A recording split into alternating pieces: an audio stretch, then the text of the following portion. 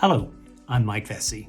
Today I am here to share why learning is essential for leadership and to outline how to become a more conscious learner and hence more able to thrive in complexity.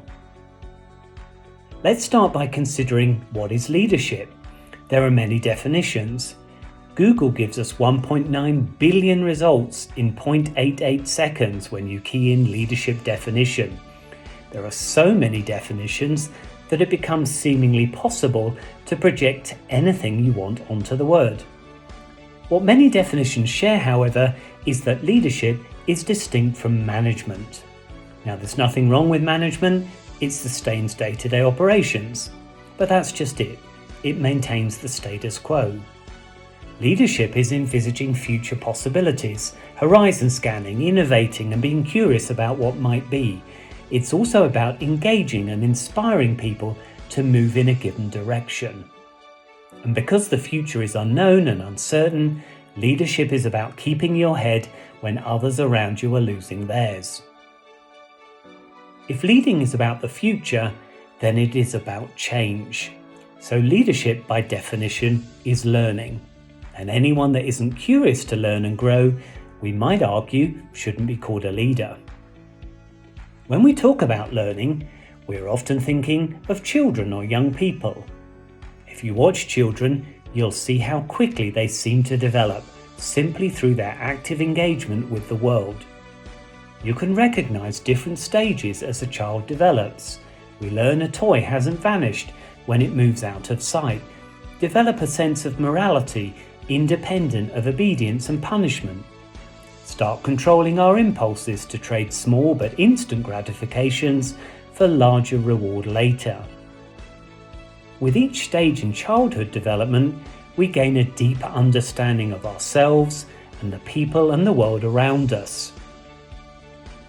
Many people imagine that we stop this process at 18 or 21 or 25 if you're a neurobiologist, thinking that by then you are fully positioned to just keep acquiring the knowledge and skills to build a life, a career, support your local community, or raise a family.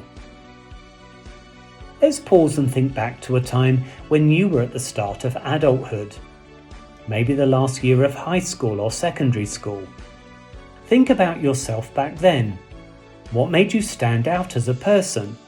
How did you see the world then? You might want to pause the video at this point to give yourself time to think. Now think about yourself today. What makes you stand out as a person? And how do you see the world now? Again, press pause if you want to have a think. Hopefully, you will notice that you have more flexibility, can cope with more and different things, and see the world a little differently. Your thinking about how to learn and what to learn from may also have changed. And you can see that this change has happened. This is adult development. Adult development assumes an ongoing process in which qualitatively different ways of making meaning evolve, both as a natural unfolding and in response to finding limitations in our existing ways of thinking.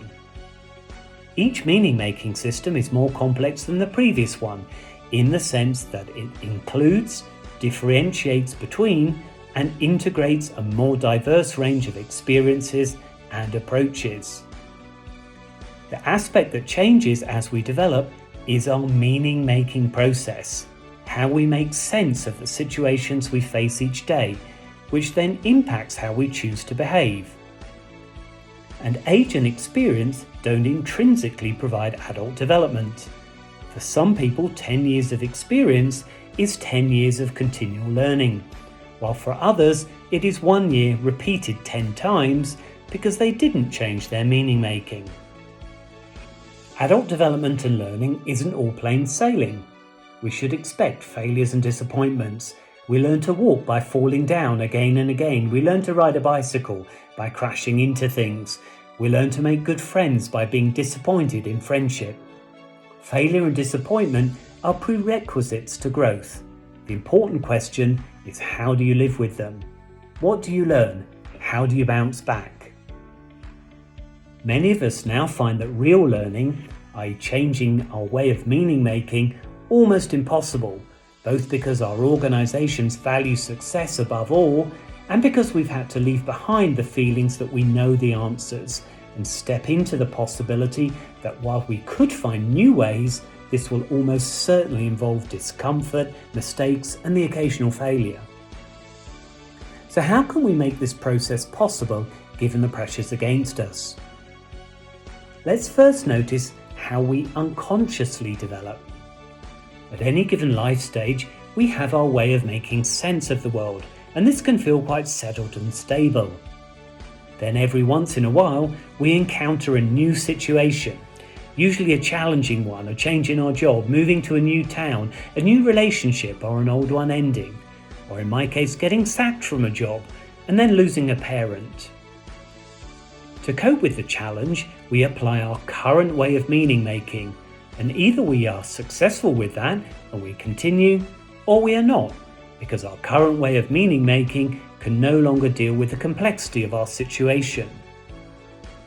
Now imagine standing at such a gateway.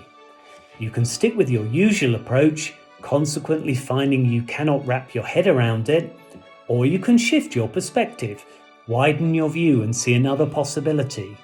You have developed a new way of meaning making, not dropping all you thought you knew before, but integrating old and new into a qualitatively different perspective. Your pool of possibilities grows and you find more room to maneuver in future situations. This is the natural and unconscious process of development. As Einstein said, we cannot solve our current problems from the level of consciousness used to create them. Conscious development is intentionally chosen as we face the challenges that life may generously bring us. If you want to shift your thinking deliberately to work on your problems in a targeted manner and increase your meaning-making capacity, then a step-by-step conscious process looks like this. Step 1. Set an intention.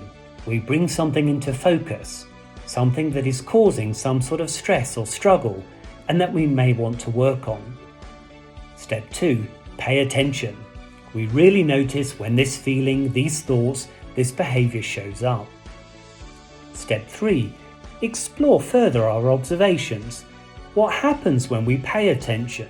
What precedes this feeling? How do I react when I feel this?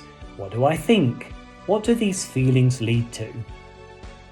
Step 4. Hopefully, we gain new insights. What does this feeling mean? Why is it there and how can I work with it? We find and form connections leading to insights. Step 5, and finally most crucially, we take action. We run experiments. We try out new reactions, new behaviours, new perspectives, and observe the differences. You might be tempted to skip this stage, but don't. Only thinking about change or even talking about change merely reinforces our current ways of meaning making, reinforcing existing neural pathways in the brain. Change happens by behaving differently. So to summarize, in today's rapidly changing context, leadership is learning. Without it, we cannot successfully navigate the complexities of the world. 21st century competencies go beyond skills and know-how, but are rather about expanding how we make sense of things. Can you understand the barriers you yourself might put in place to your learning? Can you mitigate the barriers to learning put in place by societal expectations? As growth is natural, how do you want to develop yourself with a more conscious and deliberate intention to become the leader of tomorrow today?